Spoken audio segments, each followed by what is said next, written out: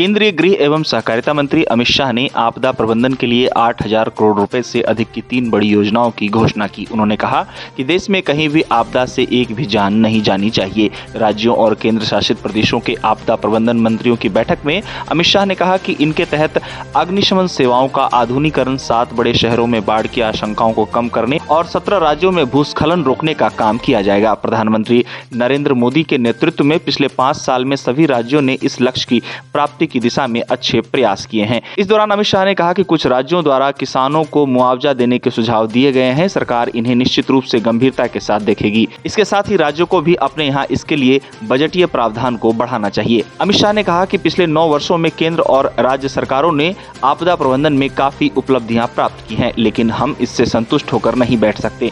आपदाओं का स्वरूप बढ़ता है और उनकी आवृत्ति और तीव्रता भी बढ़ी है, इसीलिए हमें अपनी तैयारियों को इसके साथ ही अधिक पैना और व्यापक करना होगा। अब कई नए स्थानों पर नई आपदाएं आ रही हैं, इसके लिए भी हमें अपने आप को तैयार करना होगा। इसके साथ ही अमित शाह ने कहा कि कोरोना महामारी के समय प्रधानमंत्री नरेंद्र मोदी के नेतृत्व में देश ने राज्यों के मुख्यमंत्रियों के साथ मिलकर सबसे भयावह महामारी का सामना किया। आपदा मित्र योजना के तहत 350 उच्च जोखिम आपदा संभावित जिलों में लगभग 1 युवा स्वयं सेवकों को तैयार करने का लक्ष्य रखा है। इससे आपदाओं के समय बहुत अच्छे नतीजे मिल रहे हैं। कोविड के समय प्रधानमंत्री जी के नेतृत्व में राज्य के सभी मुख्यमंत्रियों ने साथ में रहकर सदी की सबसे भीषण महामारी का बहुत सफल सामना हम कर पाए।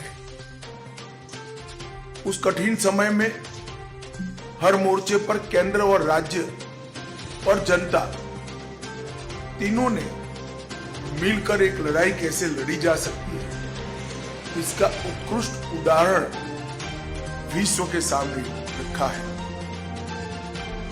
220 करोड़ से ज्यादा टीका लगाना, करोड़ों गरीबों के भूख को ध्यान में रखते हुए उनके खाने पीने की व्यवस्था करना, लाखों की संख्या में मजदूरों को अपने गृह राज्य में वापस पहुंचाना और डीबीटी के माध्यम से कोई घर में चिंता न रहे, इस प्रकार की व्यवस्था हम कर पाए हैं। हम सब के लिए संतुष्टि का विषय है।